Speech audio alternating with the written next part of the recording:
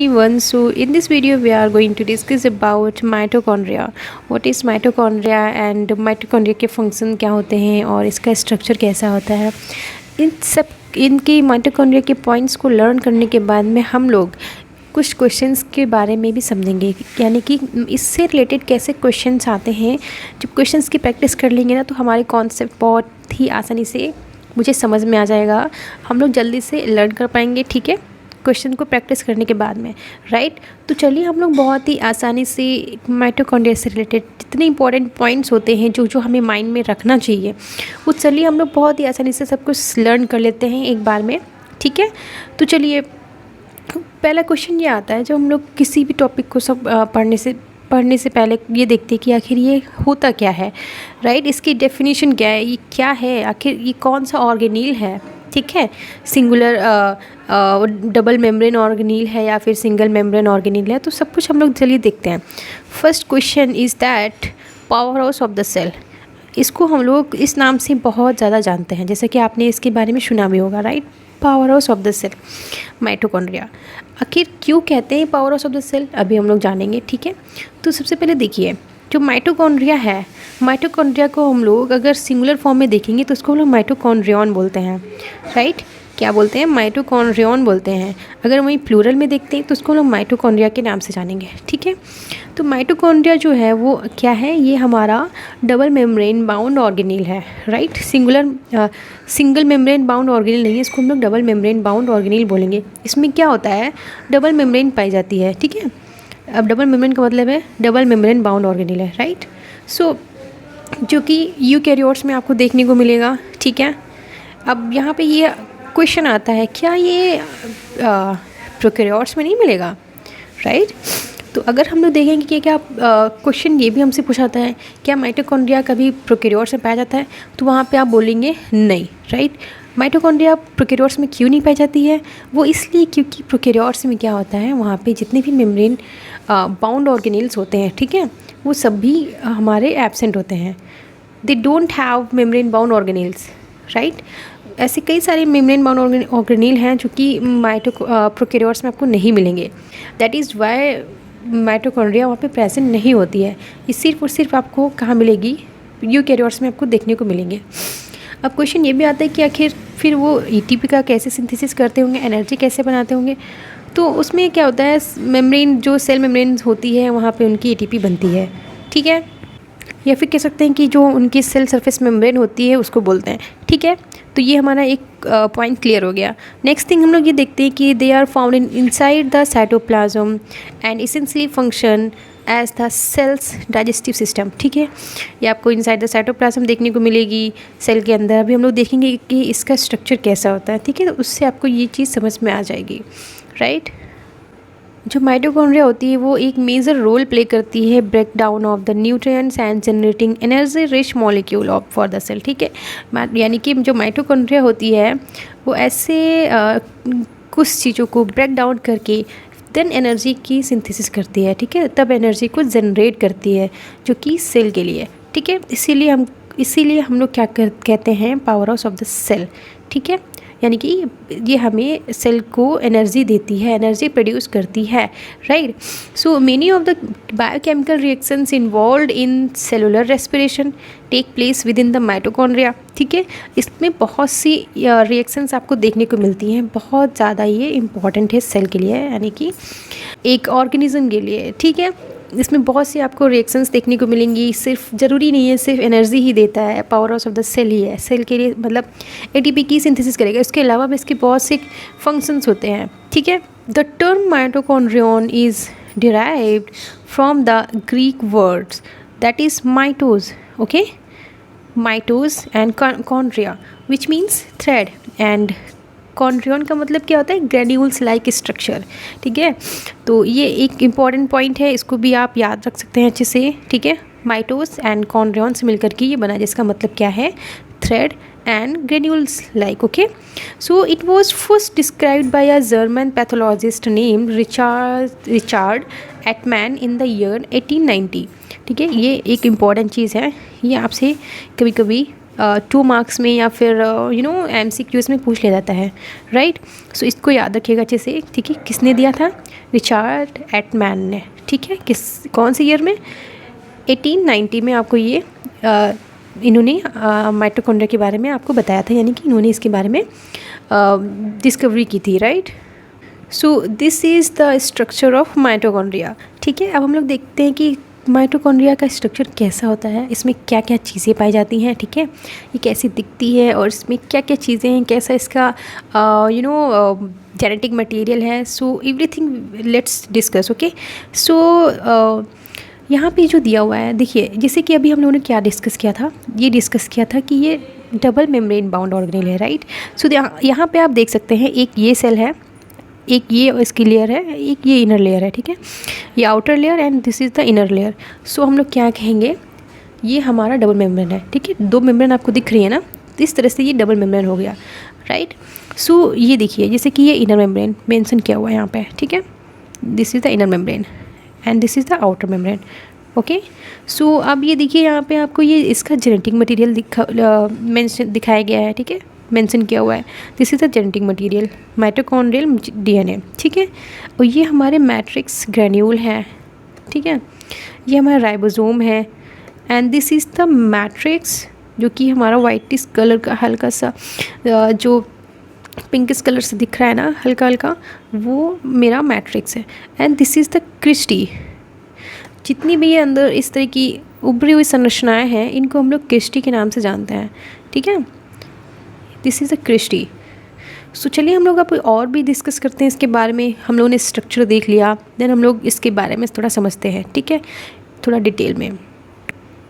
The mitochondrion is a double membrane bound rod shaped structure found in both plants and animal cells, ठीक है। Mitochondria plant और animal cell में दोनों में पाया जाता है। Its size ranges from 0.5 to 1.5 micrometre in a diameter, ठीक है। 0.5 से लेकर के 1.0 यानी कि 1 माइक्रोमीटर ये आपको डायमीटर में देखने को मिलती है, ठीक है। The structure comprises an outer membrane and inner membrane and a gel like matrix, जिसको हम लोग क्या कहेंगे, gel like material, that is known as matrix, ठीक है। जो भी हम लोगों ने डिस्कस किया था ना, ये जो जेल लाइक जितना भी आपको दिख रहा है यहाँ पे, ठीक है, ये सब हमारा मैट्रिक्स है, ठीक है। So the next point is that is the outer membrane and the inner membrane, जो कि हमारा प्रोटीन से और फॉस्फोलिपिड से मिलकर के बना होता है। इसको हम लोग इंटर मेम्ब्रेन स्पेस के नाम से जानते हैं, ठीक है। The outer membrane covers the surface of mitochondrion and has a large number of special proteins known as porins, ठीक है। तो जो माइटोकॉन्ड्रिया का जो आउटर लेयर होती है, ठीक है, जो आउटर लेयर जो कि बाहरी सतह होती है, उसको हम लोग सरफेस ऑफ द माइटोकॉन्ड्रियन बोलते हैं, क्योंकि वो आउटर लेयर है ना, इसलिए हम लोग उसको सरफेस बोलेंगे। उस सरफेस में क्या होता है, ऐसी बहुत सी हमको स्पेशल प्रोटीन्स देखने को मिलती हैं, जिसको हम लोग पोरिन्स कहते हैं। पोरिन्स क्या होता है, इसमें पोर लाइक स्ट्रक्चर्स छोटे छोटे से होते हैं, ठीक है, इसीलिए हम इसको क्या बोलते हैं, पोरिन्स बोलते हैं। So now let's talk about functions of mitochondria, okay. जितने भी फंक्शंस होते हैं जो कि इंपॉर्टेंट फंक्शंस हैं, वो हम लोग बात करते हैं। So the most important function जो होता है वो ये होता है, to produce energy through the process that is oxidative phosphorylation, ठीक है। जो ऑक्सीडेटिव फॉस्फोरेशन होता है, उससे एनर्जी प्रोड्यूस होती है। It is also involve in the following process, ठीक है। कौन कौन से प्रोसेस में इन्वॉल्व होता है वो भी देख लेते हैं। Regulates the metabolic activity of the cell, ठीक है। माइटोकॉन्ड्रिया जो है वो मेटाबॉलिक जो एक्टिविटी होती है उसको भी ये रेगुलेट करता है, ठीक है। Promotes the growth of new cells and cell multiplication, ठीक है। ये जो सेल मल्टीप्लिकेशन में हेल्प करता है और सेल की जो यानी कि जो ग्रोथ होती है न्यू सेल्स की, उसमें भी ये काफ़ी इंपॉर्टेंट रोल प्ले करता है, ठीक है। ये हमारा नेक्स्ट पॉइंट भी हो गया। नाउ माइटोकॉन्ड्रिया जो है वो अमोनिया को डिटॉक्सिफाई करने में हेल्प करता है, जो कि किस में होता है, लीवर सेल्स में होता है, ठीक है। और ये एक और भी इम्पॉर्टेंट रोल प्ले करता है। वो क्या रोल है, वो ये है कि ये अपोप्टोसिस में हेल्प करेगा, ठीक है। और जिसको हम लोग प्रोग्राम सेल डेथ कहते हैं, जो कि एक ऑलरेडी एक प्रोग्रामिंग की जाती है, जो अनवांटेड चीज़ें यानी कि जो अनवांटेड सेल्स होती हैं जिसका कोई मतलब नहीं रह जाता है, ठीक है, उन सेल्स की अपोप्टोसिस कराई जाती है, यानी कि सेल डेथ कराया जाता है, जो कि किसी भी यानी कि हमारे अदर सेल्स हैं या फिर जो हमारा उसका एनवायरनमेंट और भी जो रिएक्शन चल रही होती हैं वो सेल उनको हार्म ना करे। So that is why apoptosis इनको कराना पड़ता है। सो माइटोकॉन्ड्रिया का एक मेन रोल ये भी होता है कि ये अपोप्टोसिस में भी हेल्प करता है। ठीक है, नेक्स्ट थिंग क्या है, responsible for building certain parts of the blood and various hormones like testosterone and ओएस्ट्रोजन। ठीक है, अगर आपसे कहीं पूछा जाता है कि टेस्टोस्टेरोन हो गया एंड ओएस्ट्रोजन हो गया, सो ये इसमें भी ये काफ़ी ज़्यादा हेल्प करता है। ठीक है, यानी कि जो और भी जो हार्मोन्स हो गए, ठीक है, टेस्टोस्टेरोन एंड ओएस्ट्रोजन को ये बनाने में हेल्प करता है। ठीक है, so next thing is that help in maintaining an adequate concentration of calcium ions within the compartments of the cell।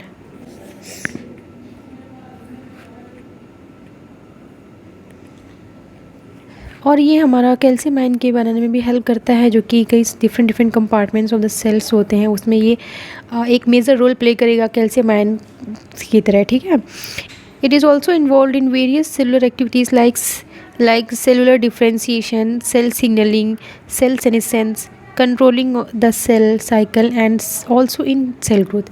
सो देखा, जैसा कि मैंने अभी आपने बोला था सो देखा आपने कितने सारे माइटोकॉन्ड्रिया फंक्शंस परफॉर्म करती है। ठीक है, सो ये बहुत इंपॉर्टेंट फंक्शंस हैं, इनको आप अच्छे से याद कर लीजिएगा। ठीक है, क्या ये भी देख लीजिएगा, सेल सेनेसेंस में, controlling of the cell cycle and growth में हेल्प करेगा।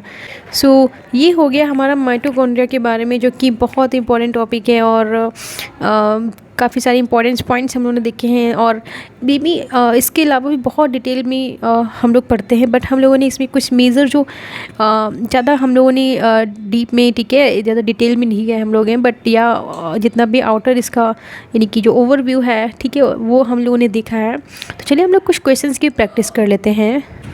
So we have covered all the important points related to mitochondria, and now let's talk about let's practice some important questions related to mitochondria। Okay, so these are the MCQs। okay, short MCQs है, बहुत ही simple हैं, तो आपको इनको देखना है और इनको आंसर करना है। Which of the following is true about mitochondria? They are found only in plant cells, they are responsible for photosynthesis, they contain their own DNA, they are involved in protein synthesis। तो इसमें से क्या सही है? तो देखिए, जैसा कि हम लोगों ने भी देखा था, ये क्या सिर्फ प्लांट सेल में प्रेजेंट होती है? जी नहीं, that is wrong. Okay, they are responsible for photosynthesis, no, गलत। ठीक है, दिस इज़ रॉन्ग। और they contain their own DNA, exactly true, इनमें खुद का DNA प्रेजेंट होता है। और they are involve in protein synthesis, no, it's wrong. So यहाँ पे जो करेक्ट ऑप्शन हो जाएगा वो क्या हो जाएगा? सी। ठीक है,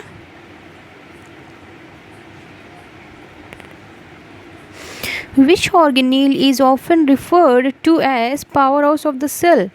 तो किस ऑर्गेनील को हम लोग power house of the cell बोलते हैं? Golgi apparatus, lysosome, mitochondria, endoplasm reticulum, mitochondria. बहुत ही इजी सा क्वेश्चन है। ठीक है, which statement accurately describes the structure of mitochondria? They have a single membrane, they consist of a stack of flattened sacs, they have an outer membrane and an inner membrane, they contain a network of interconnected tubules। क्या सही लग रहा है आपको? Yes, so the right answer is option C। ये double membrane ऑर्गेनील है। Now let's talk about what is the primary function of mitochondria। Mitochondria का primary function क्या है? बहुत ही सिंपल सा आंसर है। क्या DNA रेप्लिकेशन, या एनर्जी का production, cell division, protein synthesis? Yes, क्या होता है? एनर्जी का प्रोडक्शन करना। How are mitochondria inherited? Mitochondria कैसे इनहेरिट होती हैं? They are inherited only from the mother, they are inherited only from the father, they are inherited from both parents, they are not inherited but are acquired from the environment। yes, so the right answer is they are inherited only from the mother। ठीक है, which process takes place within the mitochondria? Mitochondria में हमको कौन सा process देखने को मिलता है? Photosynthesis, glycolysis, translation, oxidative phosphorylation? yes, so the right answer is oxidative phosphorylation।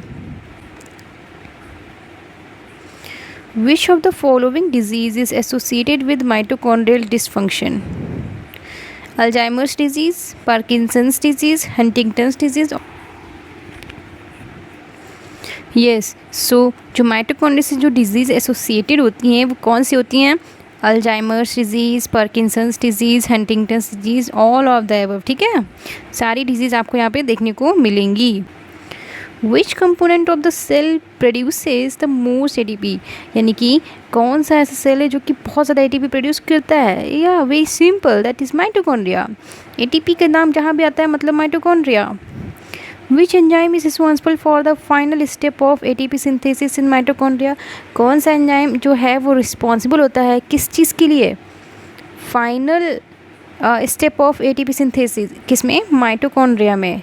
तो कौन सा एंजाइम है हमारा वो?